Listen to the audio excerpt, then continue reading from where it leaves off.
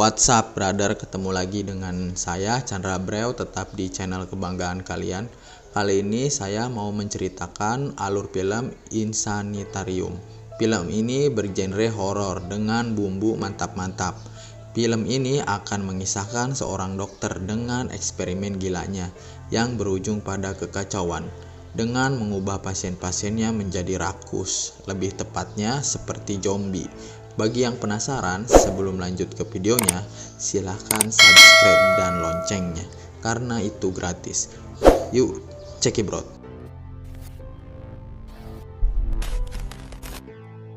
Kisah diawali seorang pria bernama Jack yang diperankan oleh Jesse Metcalfe. Memiliki adik perempuan bernama Lily yang diperankan oleh Kelly Sanchez.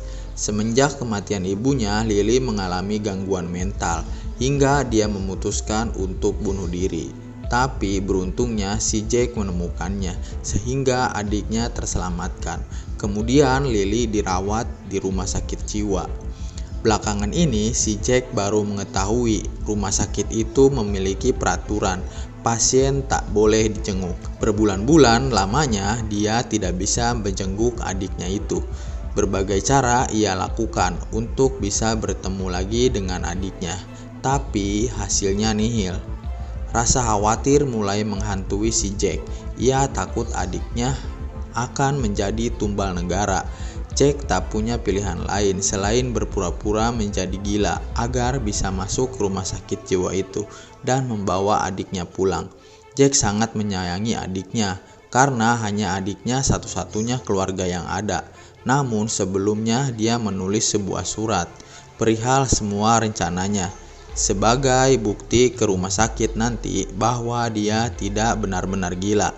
Jack pun menjalankan rencananya dengan melukai dirinya sendiri. Lalu ia keluar rumah dengan bersikap seperti orang gila.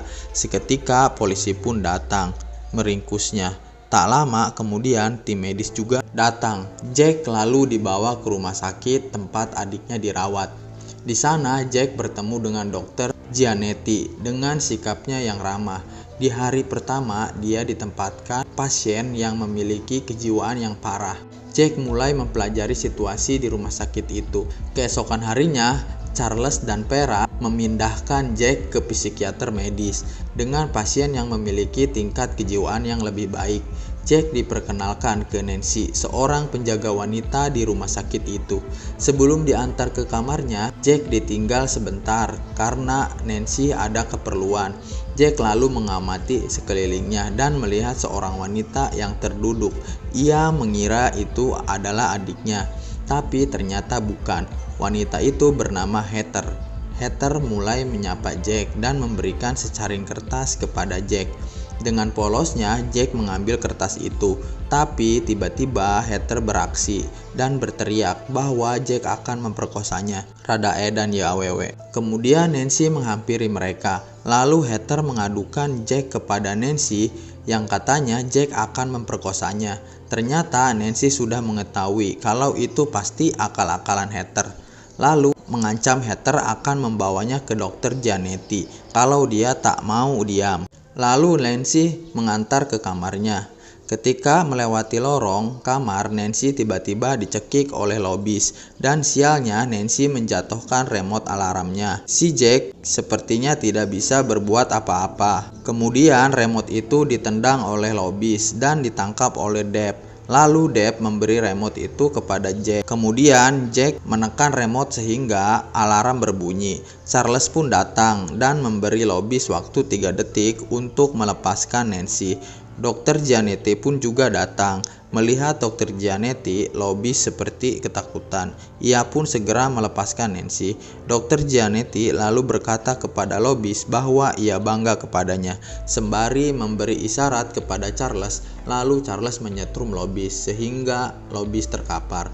Jack lalu diantar ke kamarnya untuk beristirahat, dan setelah ditinggal oleh Nancy, Jack mulai mencari celah untuk keluar dari kamar itu. Ia mulai curiga dengan sesuatu yang ada di dalam kamarnya. Lalu Jack membuka lemari itu dan menemukan Deb di dalam. Depp adalah pasien yang sudah waras, tapi dia tidak pernah diizinkan untuk bebas dari rumah sakit itu.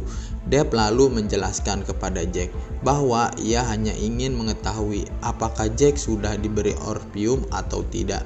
Ia melanjutkan kalau di ruang Dr. Giannetti sedang dilakukan uji coba zat kimia yang bernama orpium yang menyebabkan bola mata mereka mengecil, dan benar saja, Lobis sedang disetrum di ruangan itu. Dr. Giannetti akan menyuntikkan orpium ke Lobis sebagai uji coba, dengan harapan bisa membuatnya jadi waras. Vera sepertinya sedang mengkritik Dr. Giannetti karena dosis yang disuntikkan terlalu berlebihan. Vera mengatakan bahwa tindakan itu sangat berbahaya terhadap Lobis dan juga bisa membahayakan nyawa mereka semua. Tapi Dr. Giannetti tidak peduli dan tak ingin dihalangi. Ketika Dr. Giannetti menyuntikkan orpium kepada Lobis, seketika bola mata Lobis mengkristal. Keesokan harinya, sewaktu Jack berkumpul dengan pasien lain, ia melihat adiknya sedang dibawa oleh Dr. Henderson. Setelah Dr. Henderson meninggalkan Lily, Jack mulai menyapanya dan mengajaknya untuk kabur dari rumah sakit ini. Namun Lily menolak. Katanya ia sudah merasa nyaman di rumah sakit itu. Lily juga mengatakan kepada si Jack bahwa tidak akan ada yang bisa keluar dari tempat itu. Mereka berdua terus berdebat sembari Heather memandangi Jack. Dr. Henderson kemudian datang menghampiri Lily. Saat makan siang, Jack didekati oleh Heather yang sepertinya cemburu ketika Jack berbicara dengan Lily. Heather mengira Lily adalah pacarnya Jack. Ia mengajak Jack untuk datang ke kamarnya nanti malam untuk melakukan pengencrotan. Tapi Jack menolak dan memilih meninggalkan Heather. Heather pun kesal dengan sikap Jack padanya. Ia lalu memaki-maki Jack dan membuang makanannya. Kemudian Jack duduk di meja Depp. Saat mereka membicarakan sesuatu, Charles datang menghampiri Depp dan mengatakan perihal kesepakatan mereka agar Depp mencuri sebuah pil untuknya.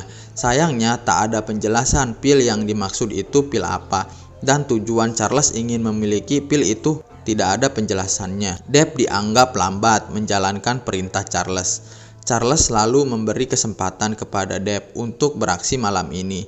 Sebagai bukti ketegasan Charles, ia menyita makanan siang si Depp. Saat malam tiba, Charles yang sedang berjaga berjalan menuju sebuah kamar dan dirasa sekelilingnya aman, ia lalu masuk ke kamar itu. Dan ternyata itu adalah kamar Heather. Heather mengatakan ia tidak mau melakukan itu lagi dan akan melaporkan perbuatan Charles kepada petugas lain.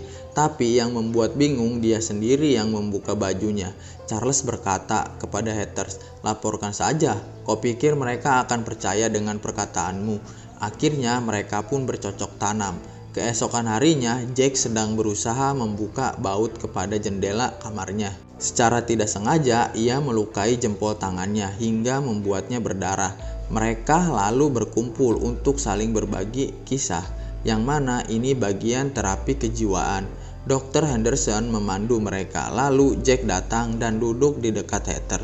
Sementara Lobis juga ada di sana. Lobis memandangi tangan Jack yang sedang berdarah. Lalu Jack dipersilahkan untuk bercerita tentang kisahnya. Lama-kelamaan Lobis bersikap seperti sedang sakau melihat tangan Jack yang berlumuran darah. Lobis pun semakin tidak tahan, lalu ia menyerang Jack dan hendak memakan tangan Jack. Situasi tiba-tiba menjadi kacau. Beberapa pasien lain seperti menginginkan darah juga. Jack berhasil menendang Lobis menjauh darinya, sementara Dr. Henderson yang ingin membunyikan alarm justru tangannya digigit oleh Lobis. Kemudian Charles datang dan mengamankan Lobis. Semenjak Lobis disuntik orpium oleh Dr. Giannetti, kebuasannya bertambah dan ia semakin tak terkendali. Kemudian Jack menemui Dr. Giannetti. Ia berterus terang soal rencananya untuk membawa adiknya keluar dari rumah sakit itu dengan bukti surat yang ia tulis sebelum berpura-pura menjadi gila. Namun Dr. Giannetti lebih cerdik. Ia mensiasati Jack dengan cara menukar surat yang ditulis Jack dengan kertas kosong. Alhasil, mereka menganggap Jack benar-benar gila. Dengan nada agak emosi, Jack kembali berusaha meyakinkan mereka kalau ia hanya acting dan berpura-pura gila. Dr. Giannetti menyuruh Charles untuk membawa Jack kembali ke ruangan maksimum. Jack kembali dibuat stres oleh teriakan tetangga kamarnya. Keesokan harinya mereka menjenguk Jack. Kesempatan itu tidak disia-siakan oleh Jack. Ia berusaha mengambil hati Dr. Giannetti. Jack meminta maaf kepada Dr. Giannetti dan ia berkata ingin menjadi lebih baik. Sepertinya rencana Jack berhasil. Akhirnya Dr. Giannetti menyuruh Charles untuk kembalikan Jack ke psikiater medis. Dan pada kenyataannya mereka memang tak akan membiarkan seorang pasien pun bebas dari rumah sakit itu. Singkat cerita, pada malam harinya, Deb yang berbekal kunci dari ruangan Charles menyuruh masuk ke ruangan Jack. Mereka berencana untuk mencuri sampel orpium dari lab Dr. Giannetti. Agar bisa sampai ke sana, mereka terlebih dahulu harus mengambil kartu keamanan dari ruangan Dr. Henderson yang digunakan untuk membuka kunci pintu di setiap area yang mereka akan lewati. Mereka lalu mengendap-endap ke ruangan Dr. Henderson dan mengambil kartu keamanan itu. Dengan menjaga diri dari CCTV, akhirnya Jack berhasil masuk ke lab Dr. Giannetti. Sementara Deb memutuskan untuk tidak ikut. Di laboratorium itu dia melihat sebuah kerangkeng. Perlahan dia mendekati kerangkeng itu. Tiba-tiba Jack dikagetkan oleh lobis yang hendak menerkamnya. Untung Jack berhasil melepaskan bajunya yang dicengkram oleh lobis. Jack akhirnya menemukan orpium yang dimaksud. Ia akan menggunakan barang itu sebagai bukti kejahatan Dr. Giannetti. Tapi tiba-tiba Dr. Giannetti datang bersama Vera, asistennya. Mereka sepertinya masih sedang berdebat soal bahaya zat orpium itu. Dengan rasa kesal, Dr. Giannetti mengikat kedua tangannya pada rak besi yang ada di belakangnya. Kemudian ia menyuntikkan obat ke tangannya sendiri hingga membuatnya ngeplay. Lalu Dr. Giannetti menggenjot Vera dengan kasarnya. And his name is John C.